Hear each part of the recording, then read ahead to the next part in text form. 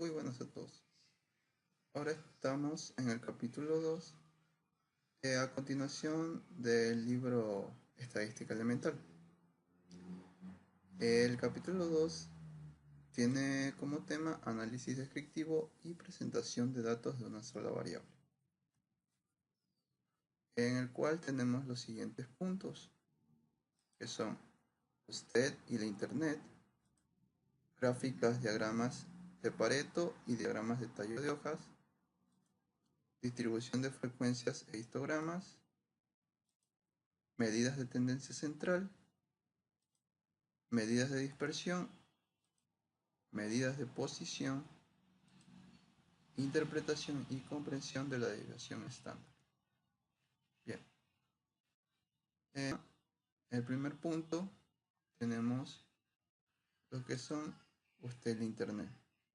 Bien, este tema nos va a hablar sobre una encuesta que se realizó en Stanford Institute for the Quantitative Study of Society, que fue para analizar cómo es que las personas utilizan el Internet, ya que el Internet es algo que se ve a diario.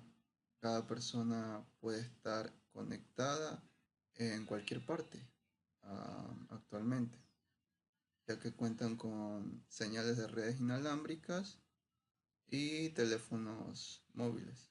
Nos dice que encuestaron a 400 personas, que de sus 17 actividades comunes que realizaron en Internet. Bien, entonces, entre las 17 actividades, bueno, pueden estar lo que son redes sociales, para ámbitos investigativos, eh, para entretenimiento, para estar al tanto de noticias, entre otras cosas. Bien, vamos al siguiente punto, que son las gráficas, diagramas de Pareto y diagramas de tallo de hoja.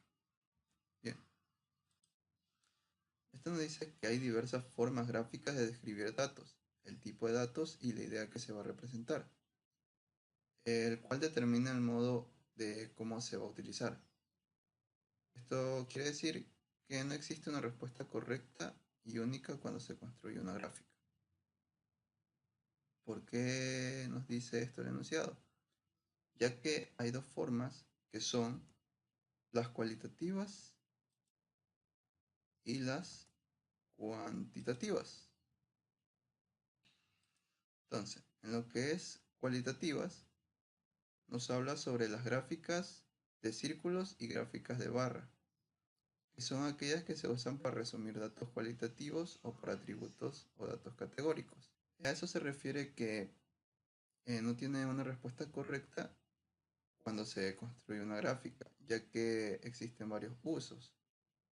Pero aquí las clasificamos en dos, las que son cualitativas, que se tratan sobre las cualidades o atributos, y se las puede representar fácilmente en los diagramas de barra o los diagramas de torta, que son los circulares. Y también tenemos más los que son estadística, problemas que influyen en la sociedad o al día a día, que son cuantitativos. Esto nos habla sobre la distribución del patrón de variabilidad que representan los datos de una variable. La distribución exhibe la frecuencia de cada valor de la variable. Cuantitativos hace más referencia a lo que son números o cantidades. Pero ustedes pueden decir, pero si en los gráficos representamos números, ¿no?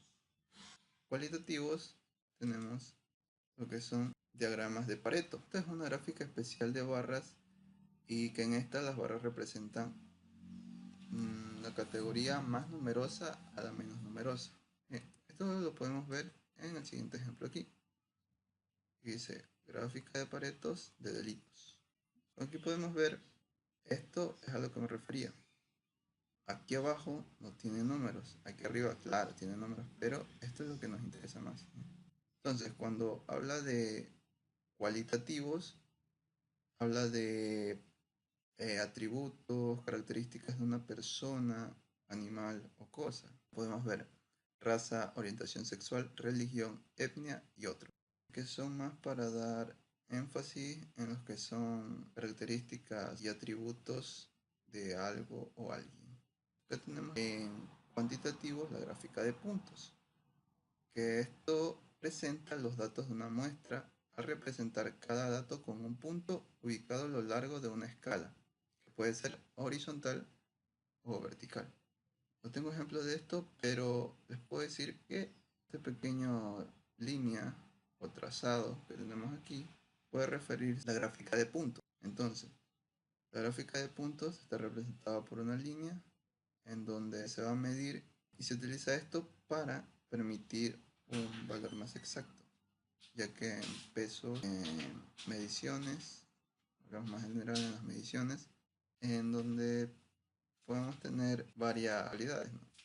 Entonces vamos al tercer punto, que es la distribución de frecuencias e histogramas, en la cual tenemos qué es la distribución de frecuencias. Esta es una lista que se expresa con cierta frecuencia en la gráfica, que es la que enlaza pares de valores de una variable con su frecuencia. También tenemos lo que es la moda, es la que representa el mayor número de frecuencias de un dato. El histograma es una gráfica de barras que representa una distribución de frecuencia de una variable. Y nos dice que el histograma representa una distribución de frecuencias de una variable. Esto hay que tenerlo muy en cuenta, ya que los histogramas son tipo para representar agrupamientos, como son los que tenemos aquí.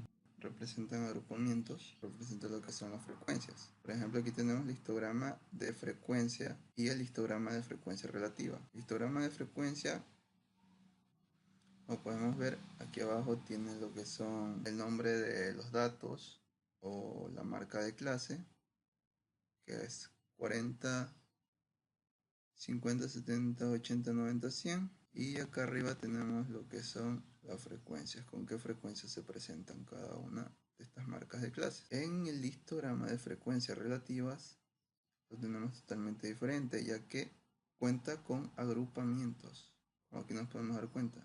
Del 35 al 45, con qué frecuencia se dan.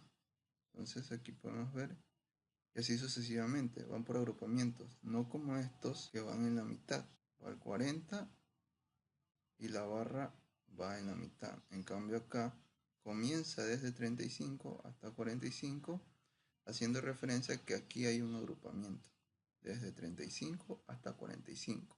Es la diferencia entre un histograma de frecuencia y un histograma de frecuencia relativa, ya que estando sus dos ejes cambian. Ahora acá tenemos formas de los histogramas.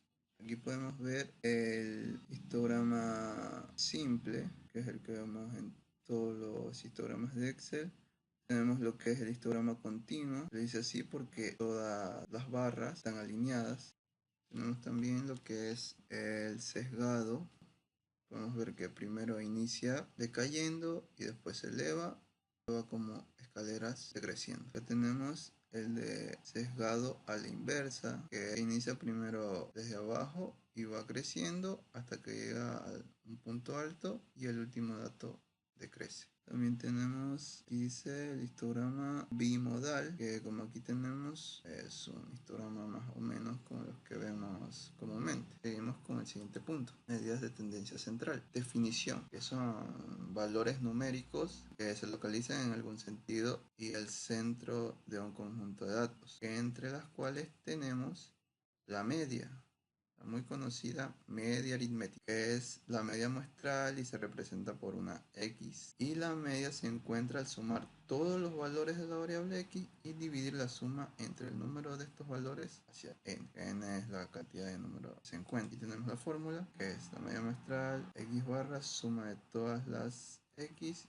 y el número de todas las X, o sea, suma de todos los datos y el número de la cantidad de datos que existe en esa población. Tenemos también lo que es la mediana. Nos dice que es el valor de los datos que ocupa la posición media cuando los datos están clasificados en orden de acuerdo con su tamaño. En estos casos, la mediana, cuando el número de datos, de cantidad de datos, es impar, es fácil encontrarlo, porque es el número que queda en medio, como nos dice la definición. Pero cuando es par, entonces ahí hay que utilizar la siguiente fórmula que tenemos acá, que es profundidad mediana es igual al número más 1 el número de la cantidad de datos sobre 2. Aquí la tenemos en una ecuación que es, ahora vamos con medidas de dispersión.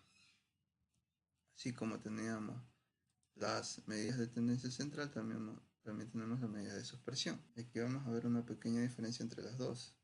Aquí nos dice que las medidas de dispersión incluyen el rango, la variancia y desviación estándar. Estos valores numéricos describen la cantidad de dispersión o variabilidad que se encuentra entre los datos. Lo que nos decía la medición central se centraba en lo que son los datos que están en medio, ¿no? Entre los cuales tenemos el rango, que es la diferencia en valor entre los datos de valor más alto H y los datos de valor más bajo, en el cual tenemos un pequeño ejemplo, que es la fórmula rango igual valor alto menos el valor bajo. Rango igual H menos L. ¿Qué es el valor alto y qué es el valor bajo? Nuestro valor alto es el dato mayor, ¿no? X máximo, por así decirlo. Por ejemplo, entre 1, 2, 3, 4, 5, el valor más alto sería 5 y el valor más bajo sería 1. Entonces, para hallar el rango solamente necesitamos 5 menos 1 y eso nos va a dar el rango. Lo que es la desviación desde la media. Una desviación desde la media x menos x es la diferencia entre el valor x y la media de x. Aquí tenemos el ejemplo. Que nos dice los datos de x son 6, 3, 6, 8, 5, 3. Y la desviación es x menos x con viñeta, que es 1, menos 2, 3, 0 y menos 2.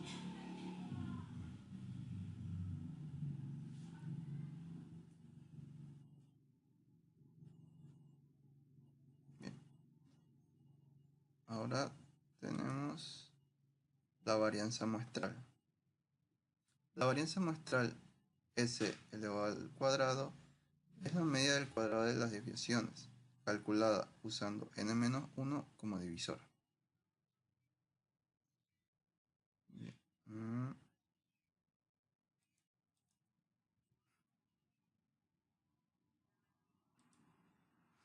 La fórmula para la desviación estándar tenemos que es la varianza muestral, c cuadrado es igual a la suma del cuadrado de las desviaciones sobre el número menos 1. Y como sabemos, n o número es la cantidad de números que se encuentran en nuestro conjunto de datos o población. Aquí tenemos el c elevado al cuadrado es igual a la sumatoria de x menos x, todo esto elevado al cuadrado, que es la suma del cuadrado de las desviaciones, sobre la cantidad de números, el número de la cantidad sobre la cantidad de números que se encuentra en nuestro conjunto de datos menos 1. Aquí nos dice donde n es el tamaño muestral, el número de datos de la muestra, cantidad de números.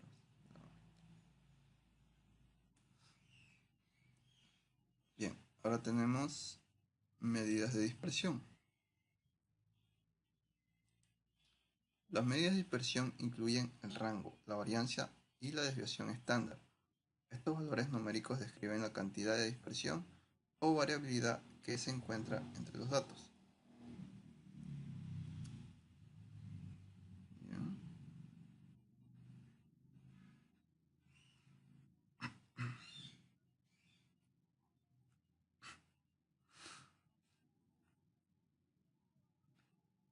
Mucha edición aquí. Bien, ahora en el siguiente punto tenemos medidas de posición. En las medidas de posición nos dice que son los valores de la variable que dividen un conjunto de datos clasificados en 100 subconjuntos iguales. Y tenemos lo que es los percentiles, que se utilizan para describir la posición que un dato específico posee en relación con el resto de los datos cuando están en orden. tenemos también los que son los cuartiles, que son los valores de la variable que dividen los datos ordenados en cuartos. 25, 75, etc. Bien. Aquí tenemos un pequeño ejemplo de lo que son eh,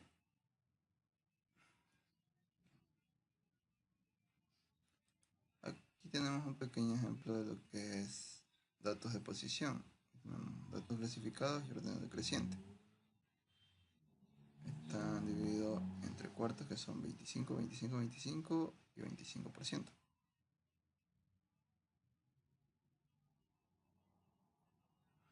Los cuales tenemos L, que era nuestro mínimo, y H, que era nuestro máximo.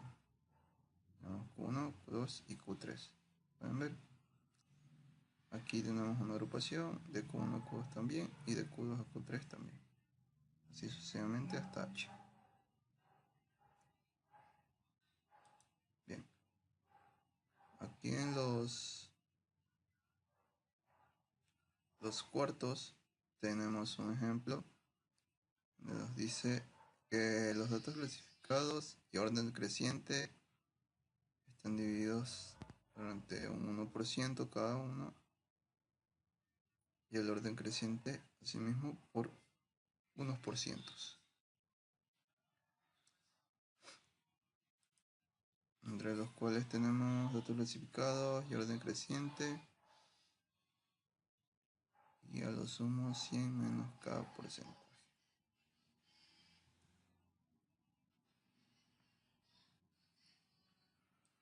El último punto tenemos la interpretación y compresión de la desviación estándar.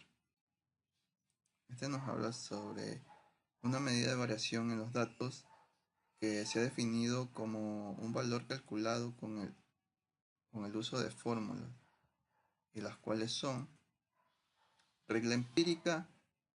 Esta regla se aplica de manera específica a una distribución normal en forma de campana, pero con frecuencia se aplica como guía interpretativa a cualquier distribución agrupada. Tenemos el teorema de Chebyshev, que en caso que los datos no muestren una distribución aproximadamente normal, el teorema de Chebyshev nos da información acerca de cuánto de los datos caerá dentro de los intervalos centrados en la media para todas las distribuciones. El teorema de Chebyshev funciona para todos los datos, o sea, funciona para todas las ecuaciones estándar.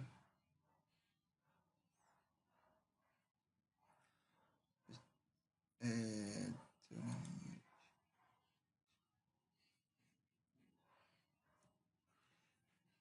Bien. El teorema de Chebyshev funciona para todas las ecuaciones estándar, ya que en el teorema de la regla empírica, esta solamente se aplica para las distribuciones agrupadas. Y si no tenemos una distribución que no sea agrupada, entonces no podemos aplicar la regla empírica. Y ahí aplicaremos lo que es el teorema de Chebyshev. Lo tenemos aquí. Bien.